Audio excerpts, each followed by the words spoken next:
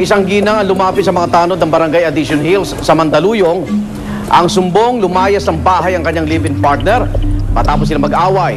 Ang problema, bitbit ang kanilang 1 taong gulang na anak at nagbantang dadalhin na ito sa probinsya. Babawi pa kaya niya ang kanyang bunso?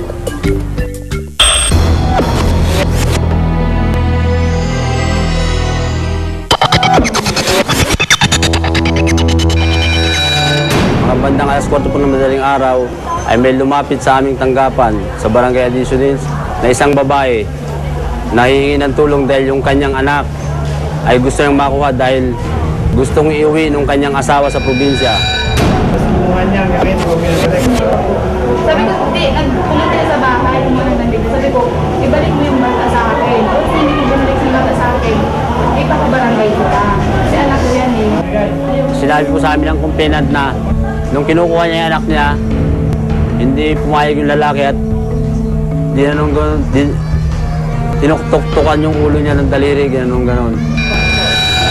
Bakit daw po niya kinuha yung anak mo? Eh kasi daw po, marami nag-aalaga doon mga pinsan niya. Sabi ko, mga pinsan nag-aalaga, eh sino bang bubuhay sa inyong dalawa? Ako. Ang katuwiran niya, lagyan ko wala sa bahay. Oo, lagyan mo wala sa bahay. Dahil nagharap ako ng trabaho, ng pera. Kanina iwan niya. Ano ko lang gusto ko yung mabuhay anak ko, kaya kong buhay anak ko, kahit wala akong trabaho. Kaya kung buhay ninyo, sa kanya hindi. Inaasit. Pinamimigay yung bata. Sinabi sa akin ng pinsan niya. Dadali ng probinsya.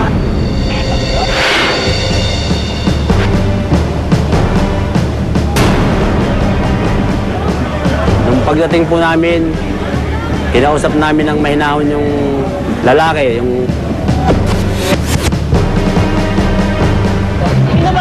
Mali ka rito.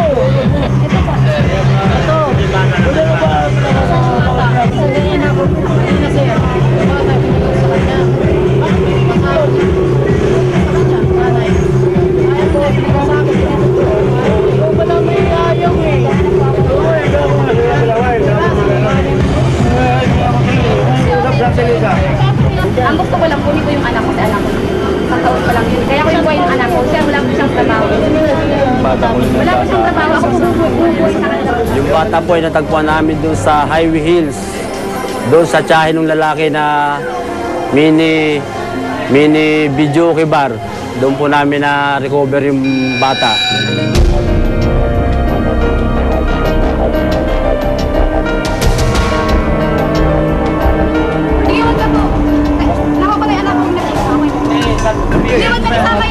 At nung nilapitan po ng pulis, sumama naman po yung lalaki at bago sumama, kinuha muna namin yung bata doon sa tiyahin.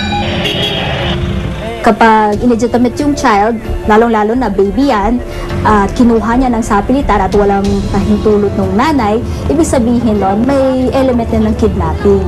Kidnapping of minors ay pwedeng gawin ng isang magulang kahit sa sariling anak. Assuming na yung magulang na yon wala siyang karapatan over the custody.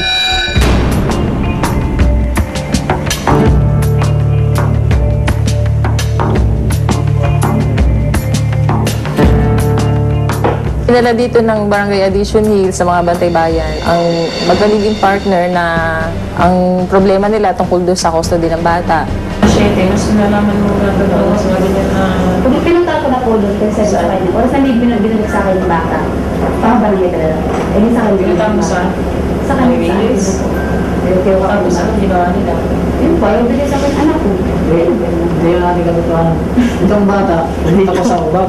Sabi ko, nandun lang ang anak mo, may natin ko si kain ko. Tapos sinasabi niya, ibalik mo sa akin, nakasuhan ka din ng kidnapping. Kaya naman kasi ay nagbalik sa akin. Binalik mo sa akin. Ng bata, ayaw mo.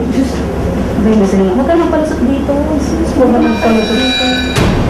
Pinag-uusap namin yung magkabilang panig tungkol doon sa problema nila, tungkol doon sa anak nila. Na nung una, gusto ng tatay, sa kanya lang, sa custody lang niya yung bata. Kung maalis ka, uuwi ka lang kung gusto mo umuwi sa amin. Anak Kasi mo. wala akong nahanap ng pera. Hindi yan. Hindi yan ang pangalan doon. Maria Joseph. Ito naman nag-iin pa. Pera ko sa mga Matino ko na lang. Huwag ganun ang gagawin. pinsan ko. Anong ginagawa ko sa pera ginagawa ko? Pinangilan mo rin. Hindi ka parang paralista ang tao. 1 taon pa lang yung anak nila, pinaliwanag namin sa kanya na ang bata na below 7 years old ay sa custody talaga ng nanay. Para wala akong problema sa buhay ko. Nakahanap ako ng matinong nila. Napagkasundoan ng magkabilang panig na ang custody ng bata ay sa ina. At sinabi ng ina na hindi siya magsasampa ng anumang demanda o kaso laban sa kalibin niya. Na sinabi nito na ang gusto lang niya ay makuha yung anak niya. Iwalayan ko na po siya dahil tama na po. Parang nahihirapan na rin ako para sa sarili.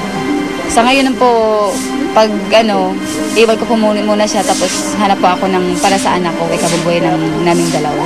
Siyempre po masaya ako eh. Nasa akin na po yung bata. Wala na akong pakialam sa kanya. Importante po makuha ko yung anak ko. So ang nadala niya, 4 na babae. So 4,000 na yun. 2,000 pesos para naman doon sa 2 pang kabataang lalaki na tigo 1,000 din. So 6,000 pesos lahat yun. Sa kabila ng pagluloko